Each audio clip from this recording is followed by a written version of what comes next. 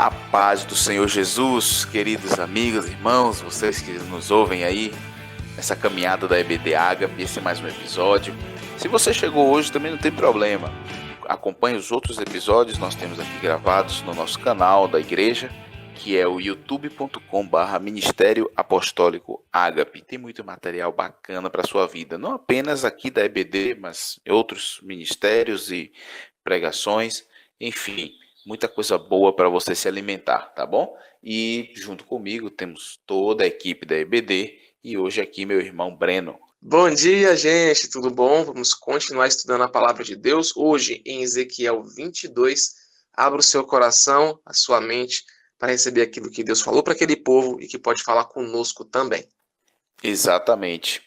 Antes de entrarmos aqui na leitura da palavra do Senhor, vamos orar, né? Porque sem o Espírito de Deus, nós não receberemos a revelação da palavra de Deus. Vamos orar. Obrigado, papai querido, por este dia. Muito obrigado, Senhor, porque mais uma vez nós podemos contemplar a luz do sol, o vento, as pessoas que estão ao nosso redor, as suas bênçãos, com o alimento, com o trabalho, com as vestes, a casa, a família. Muito obrigado, Senhor, porque temos a faculdade, o trabalho, a escola. Muito obrigado, Senhor, pela vida da nossa liderança, que nos instrui, que nos acompanha, que nos ensina. Muito obrigado, Senhor, pela maturidade que o Senhor tem trazido ao corpo de Cristo para estar crescendo, ganhando mais almas. Muito obrigado, Senhor. Muito obrigado, porque nós podemos cada dia mais ler a sua palavra e ela ser renovada em nós e através de nós. Muito obrigado, Senhor.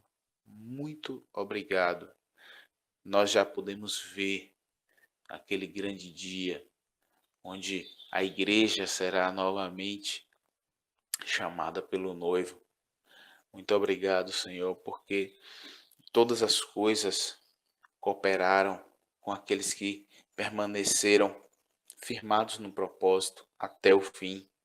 Nos ensina, Senhor, a estar firmados no propósito. Qual o meu propósito? Qual o propósito individual de cada um de nós? Nos ensina, Senhor, para que assim possamos desenvolver a nossa fé e ajudar os irmãos com aquilo que nós temos de melhor, que é o nosso propósito. Muito obrigado, Senhor, por cada pessoa, independente do seu credo, independente, enfim, dos seus pensamentos, mas que o Senhor colocou ao nosso lado, e essa pessoa foi um instrumento seu. Nós fomos acrescentados, nós fomos treinados, nós fomos colocados diante de um espelho através dessas vidas. Muito obrigado, Senhor. Ensina-nos mais uma vez na tua palavra, nos dá revelação, entendimento e principalmente que haja em nós a sabedoria para ministrar com leveza, com graça e com a verdade. Com a verdade. Muito obrigado, Senhor. Amém. Vamos à leitura da palavra, Ezequiel, capítulo 22. Ezequiel 22. Veio a mim esta palavra do Senhor. Filho do homem, você a julgará? Você julgará essa cidade sanguinária? Então, confronte-a com todas as suas práticas repugnantes. E diga, assim diz o soberano Senhor. Ó cidade que traz condenação sobre si mesma, por derramar sangue em seu meio e por se contaminar, fazendo ídolos. Você se tornou culpada por causa do sangue que derramou e por ter se contaminado com os ídolos que fez. Você deu cabo dos seus dias e chegou o fim dos seus anos. Por isso farei de você objeto de zombaria para as nações e motivo de escárnio em todas as terras. Tanto as nações vizinhas como as distantes zombarão de você, ó cidade infame e inquieta. Veja como cada um dos príncipes de Israel que aí estão usa o seu poder para derramar sangue. Em seu meio, eles têm tratado pai e mãe com desprezo, e têm oprimido o estrangeiro e maltratado o órfão e a viúva. Você desprezou as minhas dádivas sagradas e profanou os meus sábados. Em seu meio há caluniadores, prontas para derramar sangue. Em seu meio aos que comem nos santuários dos montes e praticam atos lascivos. Em seu meio, há aqueles que desonram a cama dos seus pais, e também há aqueles que têm relações com as mulheres nos dias de sua menstruação. Um homem comete adultério com a mulher do seu próximo, outro contamina vergonhosamente a sua nora, e outro desonra a sua irmã, filha de seu próprio pai. Em seu meio, há homens que aceitam suborno para derramar sangue. Você empresta visando lucro e a juros, e obtém ganhos injustos, extorquindo o próximo. E você se esqueceu de mim, palavra do soberano Senhor. Mas você me verá bater as minhas mãos uma na outra contra os ganhos injustos que você obteve e contra o sangue que você derramou. Será que a sua coragem suportará ou as suas mãos serão fortes para o que eu vou fazer no dia em que eu tratar com você? Eu, o Senhor, falei, e o farei. Dispersarei você entre as nações e a espalharei pelas terras, e darei fim à sua impureza. Quando você tiver sido desonrada aos olhos das nações, você saberá que eu sou o Senhor. E depois veio a mim esta palavra do Senhor: Filho do homem, a nação de Israel tornou-se escória para mim.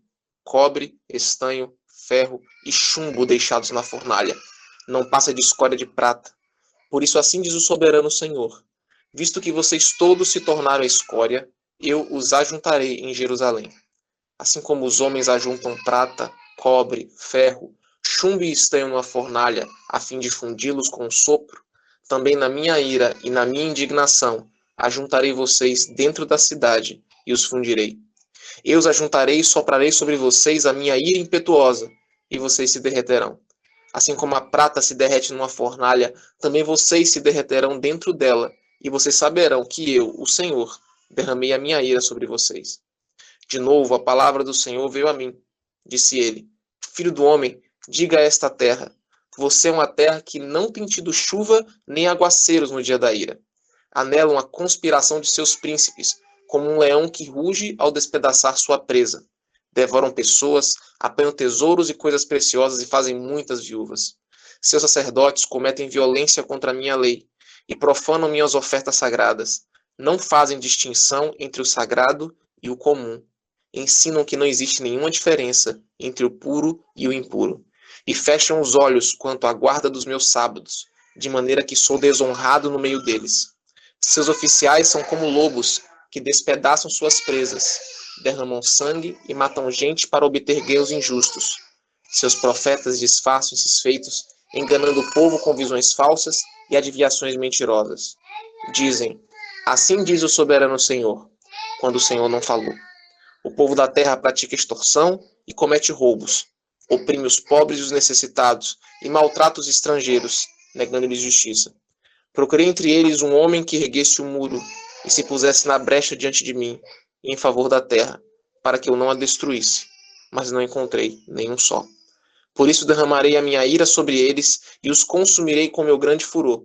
Sofrerão as consequências de tudo que eles fizeram. Palavra do soberano Senhor. É isso aí, um discurso bastante duro, revelador também, e por outro lado traz esperança. E a gente vai entender por que eu estou falando de trazer esperança. Irmãos, primeiramente vamos falar sobre a fala confrontadora de Deus através do profeta aqui, né? Existe uma ação própria de Jerusalém contra as leis e ordenanças de Deus. E isso atrai sobre ela juízo de Deus. Não que Deus esteja procurando pessoas para castigar, mas no momento em que houver o juízo, os atos serão comparados aos mandamentos. O que estiver de acordo com o mandamento estará salvo. O que não estiver estará condenado.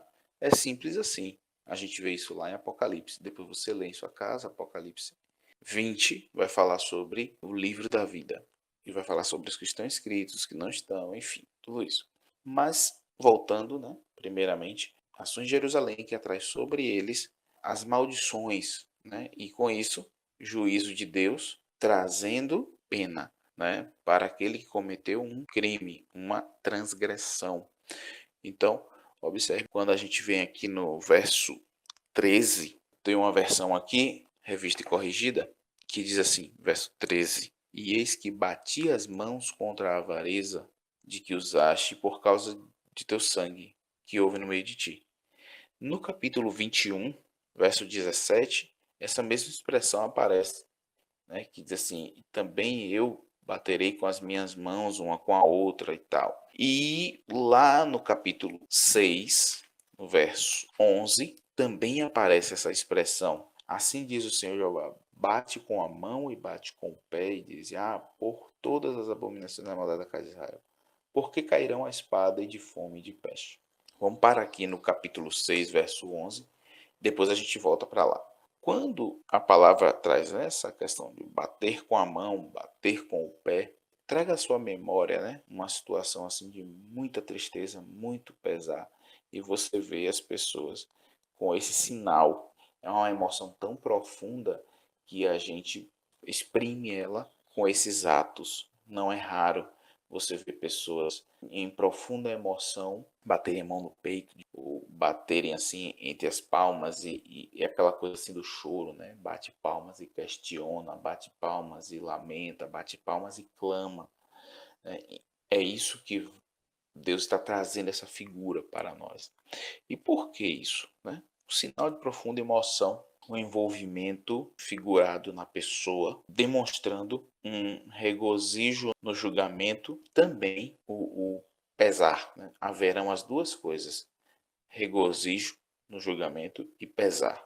Pesar por aqueles que sofrerão e se arrependerão, ou sofrerão, talvez não se arrependa, mas tenha o remorso. Esses terão o pesar do julgamento. Esses verão o lado ruim do julgamento.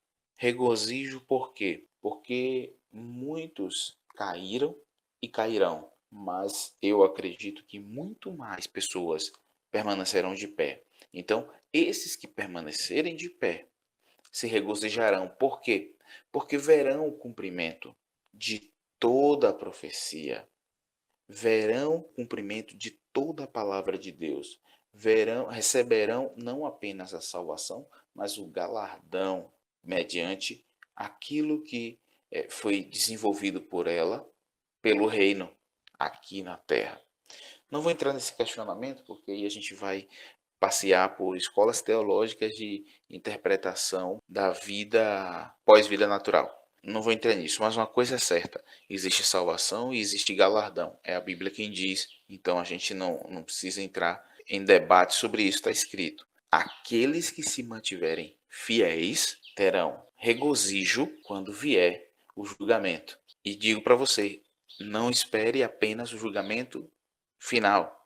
Ainda aqui na terra haverá julgamento e haverá pena para quem transgrediu, e haverá já um experimento, né, entre aspas, um galardão futuro, mas que já será experimentado aqui na terra, né, o fruto das boas ações, ok? Então por isso que no julgamento haverá regozijo e haverá também pesar, ok? Quando a gente olha aqui, né, no verso 6, porque cairão a espada e de fome e de peste. Estude em casa e envie para nós pelo comentário aqui na mensagem no YouTube, ou entre nós na liderança da EBD, mensagem de WhatsApp. Envie para nós o que é que você vê, o que é que Deus fala com você acerca do julgamento, e fala, né, sobre cairão a espada, de fome e de peste. Isso se repete algumas vezes. Você vai observar na Bíblia que isso se repete algumas vezes. Parece assim, né, que são três esferas, são três ambientes diferentes. Enfim, dá uma estudada nisso, Deus vai falar com você nisso aí, tá ok? Vamos voltar lá para Ezequiel 22, porque eu falava sobre o verso 13, onde falamos sobre bater com as mãos contra a avareza do povo, que isso foi sinal de Deus mostrando para eles também aqui o pesar dessas ações no coração de Deus, e que vai cair sobre eles. E aí a gente vem, né? Deus no verso 14, inclusive, faz uma pergunta interessante: você vai suportar aquilo que eu vou julgar sobre você? Né? Então, assim, é melhor que a gente não faça esse teste, é melhor que a gente cumpra os mandamentos. Mas quando eu falo mandamentos, gente, tem surgido aí, eu tenho visto muitas vezes em que as pessoas falam assim, quando falam em mandamentos, não, isso é lei, Isso é rudimento, todo tempo da graça e tal. Enfim, a gente está ministrando aqui a EBD, olhando para a Bíblia como um todo, tá? Não estamos aqui com a proposta de ministrar algo teológico, mas algo realmente, uma palavra revelada e aquilo que está no nosso coração. A todo tempo aqui nós estamos buscando aqui falar de Jesus. Nós vamos falar de Jesus aqui no capítulo 22. Então, quando eu falo para você sobre mandamentos, eu não estou falando os 10 mandamentos, eu não estou falando lei mosaica, apesar de que a lei mosaica fala de Jesus. Eu estou falando disso também, ok? Então, eu não estou apenas me atendo à lei mosaica. Eu estou trazendo para você que, além da lei mosaica, existem mais coisas. E aí eu vou falar também dos profetas. Existem os profetas que vieram trazendo profecias embasados na lei mosaica. Existe também o caminhar de Jesus. E Jesus disse lá, né, após a transfiguração no monte, que nele está a lei e os profetas. E tudo que Jesus fez segundo a lei mosaica, segundo o ensino da Torá, segundo, inclusive, a cultura judaica. Não vamos aqui absorver a cultura judaica, até porque não somos judeus, nós estamos em Israel, é outro ambiente. Não dá nem para a gente comer as frutas que eles comem, porque é outra terra, dá outra fruta. Tá bom? Fique muito tranquilo com relação a isso. Mas o que eu quero te dizer é que Jesus observou os mandamentos. Tudo que Jesus fez foi baseado em mandamentos.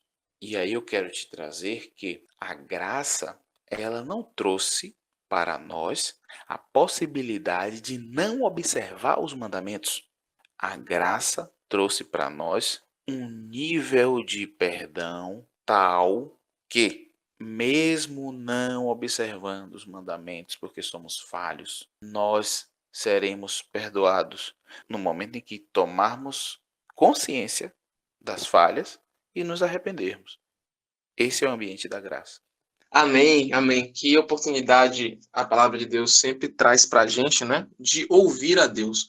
Uma coisa muito boa, gente, é a gente entender que Deus é uma pessoa e que ele falou. Então, muitas vezes a gente quer falar sobre quem é Deus, mas às vezes é importante a gente se calar e ouvir, né? O que que Deus falou sobre ele mesmo. E você fala assim, ah, mas foi Ezequiel que escreveu, claro, foi Ezequiel que escreveu, possivelmente, mas Jesus, que é Deus, ele confirmou as palavras, ele disse que as palavras que estão aí no que chamamos de Primeira Aliança, alguns de Antigo Testamento, que são palavras que são assinadas embaixo, né, por Jesus, dizendo que são palavras verdadeiras.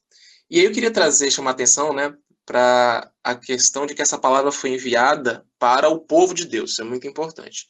Deus, em Ezequiel, no livro como um todo, ele vai julgar o seu povo e depois vai julgar os demais povos ao redor, como o próprio no Novo Testamento existe o termo, né, o trecho, não me lembro exatamente o livro agora, que diz se o julgamento começa pela casa de Deus, o que se espera daqueles que não são de Deus. Então é muito importante lembrar que Deus instrui o seu povo e ele cobra o seu povo disso, tá? E que o julgamento de Deus para o seu povo, para quem tem mais conhecimento, é de um nível, para quem tem menos conhecimento, eu não vou dizer que é do mesmo nível. A quem muito é dado, muito será cobrado. E nós somos chamados para entender quem é Deus, para poder levar essa palavra para outras pessoas. E aí eu queria trazer primeiro para nós, vamos, como diz um colega, né, vamos olhar na nossa própria carne. Né? Nós que nos dizemos servidores de Deus, nós que nos entendemos como cristãos, e a palavra de Deus diz no verso 3, ó cidade que traz condenação sobre si mesma, por derramar sangue em seu meio e por se contaminar fazendo ídolos. Existem outros versos, a gente já leu o capítulo 22 inteiro, e que mostram que Deus se importa tanto com a questão que julgamos ser social, quanto com a questão que julgamos ser sagrada. Observe que Deus fala que os sacerdotes não fizeram diferença entre o profano e o sagrado. Então, isso é um cuidado que nós temos que ter como povo de Deus. Por quê? Porque quem não serve a Deus não conhece necessariamente a santidade de Deus. E uma parte do relacionamento que nós temos com o Senhor tem a ver com que Ele disse que era santo. As leis de Deus são santas, os relacionamentos que temos com Deus, ele é um relacionamento santo.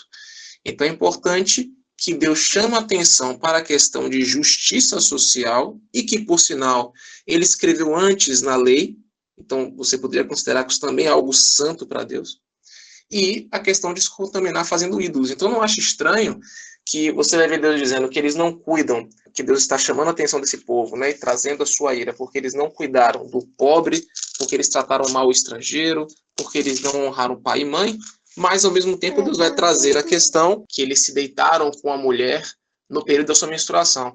Aqueles que não entenderem isso em Deus, que isso era algo que Deus tinha mandado para aquele povo como algo da relação que eles tinham que ter com Deus, né, seguir a lei de Deus que tinha sido colocada para eles, vai falar assim, essa parte da lei eu escolho, essa parte da lei eu não escolho, essa parte faz sentido para mim, essa parte não faz sentido.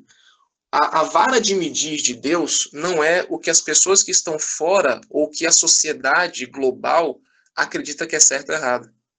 A vara de medir de Deus é aquilo que ele trouxe para relacionamento conosco. Ele disse, é assim que você se relaciona comigo.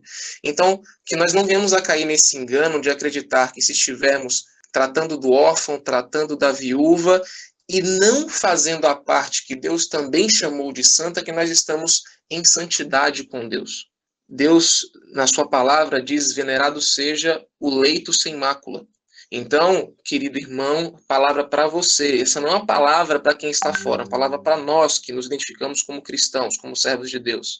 Não adianta nós estarmos tratando bem as pessoas de fora, não adianta você estar dando alimento para o pobre, para o necessitado, cuidando da viúva, mas você está faltando com a santidade no seu casamento. Você está maculando os seus olhos no seu casamento. Todos aqui podem entender o que eu estou falando, tá? Porque isso é algo que Deus pediu para nós. Santidade é uma plenitude de coisas, como o pastor Guilherme já trouxe, é a gente fazer tudo isso. Então, para as pessoas que estão dentro do corpo de Cristo, é importante a gente não começar a escolher o que é que Deus quer que eu faça, que parte da santidade eu quero ter, tá? Porque Deus vai trazer juízo sobre nós para isso também. Amém? Então, que a gente não venha a tratar o que é santo como se fosse profano. O relacionamento com Deus, ele é santo. Ele é solene, sim. Ele é íntimo, sim. Ele é bonito, sim.